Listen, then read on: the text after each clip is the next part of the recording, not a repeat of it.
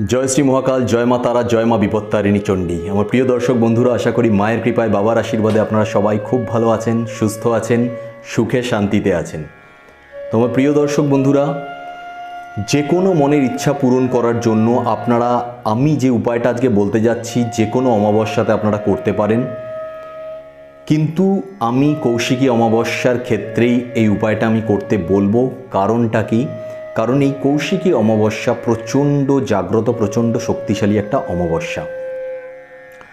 কথিত আছে যে এই অমাবস্যাতেই মা তারা কৌশিকী রূপে শুম্ভ এবং নিশুম্ভ যে অসুর ছিলেন তাদের বধ করেছিলেন, এবং এই কৌশিকী অমাবস্যার দিনই গুরু বামদেব তিনি সিদ্ধি লাভ করেছিলেন। ফলে এই কৌশিকী অমাবস্যার মাহাত্ম্য অনেক গুণ বেশি, এবং এই কৌশিকী অমাবস্যাতে বলা হয় যে স্বর্গ নরক সব কিছুর দ্বার খুলে যায়। এই কৌশিকী অমাবস্যাতে শুধুমাত্র আমরা বলবো না যে শুভ শক্তি শক্তিশালী হয়, শুভ কাজ করা হয়, অশুভ শক্তিও সমানভাবে শক্তিপ্রাপ্ত ঘটে বা শক্তি প্রাপ্তি ঘটে, এবং অশুভ শক্তিও সেইভাবেই কাজ করে। সেজন্য আমরা কিন্তু দেখি বিভিন্ন সাধকরা সাধনা তো করেন, এবং তার সঙ্গে আমরা দেখি বিভিন্ন ধরনের তন্ত্র ক্রিয়া করা হচ্ছে। সেই ক্রিয়াগুলো শুধুমাত্র ভালো কাজে করা হচ্ছে সেরকম কিন্তু নয়, এমন এমন কিছু কাজে করা হয় যে কারোর ক্ষতি করার জন্য কোনো তন্ত্রক্রিয়া করা হচ্ছে, এবং সেই তন্ত্রক্রিয়াগুলো কৌশিকী অমাবস্যার দিন করা হয়। কারণ সেই দিন অশুভ শক্তিও সমানভাবে জাগ্রত হয়, কিন্তু তার সঙ্গে এটাও মানতে হবে যে শুভ শক্তি আগমন ঘটে পৃথিবীতে, এবং সমানভাবে শুভ শক্তিও প্রচণ্ড রকমভাবে শক্তিশালী বা জাগ্রত থাকে।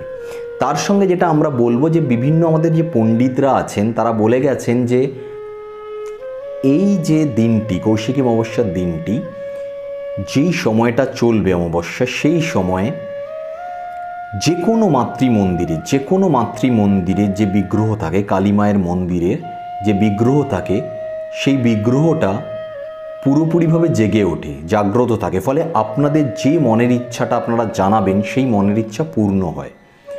তাই স্পেশালি আমি কৌশিকী অমাবস্যাটাকে জোর দিচ্ছি। তবে আবার আমি বলছি, যে কোনো অমাবস্যাতে আপনারা এই যে উপায়টা আমি বলতে যাচ্ছি সেই উপায়টা আপনারা করতে পারেন। তো কী উপায়টা আপনাদেরকে করতে হবে?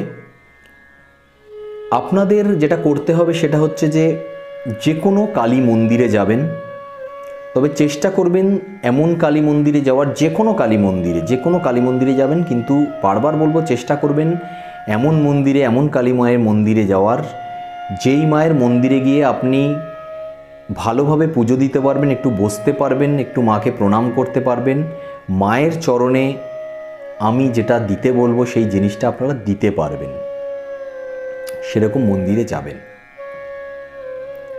তার আগে একটা জিনিস আমি বলবো, অবশ্যই এই পুরো দিনটাতে, এই অমাবস্যার পুরো যে দিনটাতে আপনারা চেষ্টা করবেন শুদ্ধাচার করার, অন্য কোনো লোককে চিট না করার, অর্থাৎ কাউকে ঠকিয়ে কোনো ধরনের কিছু না করার, এবং মিথ্যা না বলার। মানে নিজেকে শুদ্ধাচার মানে কি, নিজেকে যতটাভাবে ভালো রাখতে পারবেন, চিন্তাগুলো ভালো আনবেন, সুন্দর চিন্তা আনবেন, খারাপ কোনো চিন্তা আনবেন না মনের মধ্যে। সকালবেলা স্নান করে পরিষ্কার পরিচ্ছন্ন বস্ত্রে পূজা পাঠ করবেন, ভালোভাবে থাকবেন, অর্থাৎ আপনি যাই করেন না কেন না সারাদিনটা ভালোভাবে থাকবেন। এবার টোটকাটা কোন সময় করব? টোটকাটা আপনাদের করতে হবে সন্ধ্যাবেলা আপনারা, যেমন আমি বললাম, মায়ের মন্দিরে যাবেন, গিয়ে একটা মানে ফল যে নেবেন আপনারা, মানে একটা করে ফল, 5 ধরনের ফল নিতে হবে, একটা করে 5 ধরনের ফল নিতে হবে। মানে 5টা ফল নেবেন, কিন্তু একই ধরনের ফল নয়। মানে আপনি একটা আপেল নিলেন, 5টাই আপেল নিলেন সেরকম নয়, একটা আপেল, একটা লেবু বা অন্য যে ফল নিলেন, এরকমভাবে 5টা ফল আপনাদের নিতে হবে। তার সঙ্গে আপনাদের 5টা জবা ফুল নিতে হবে, ফোটা জবা ফুল, কিন্তু যেন দেখবেন ছেঁড়া বা ফুটো ফাটা এরকম ধরনের জবা ফুল না হয়, ভালো 5টা জবা ফুল নেবেন, 5টা ডিফারেন্ট ধরনের ফল এবং 5টা জবা ফুল নেবেন।